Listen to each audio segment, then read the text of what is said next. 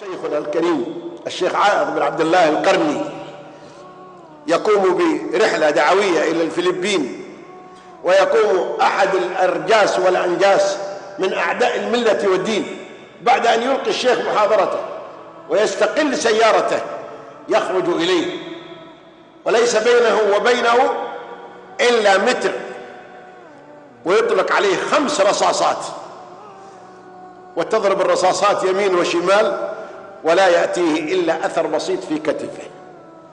كان بالإمكان أن الرصاصة دي بدال ما هي في الكتف في القلب أو في الرأس، وما هو بعيد حتى تقول والله أخطأه، لا، من جنبه القزاز مفتوح والشيخ يسلم على الناس اللي يودعهم، والرجل اخترقهم وما بقي بس إلا يسدد. لكن من الذي حفظه؟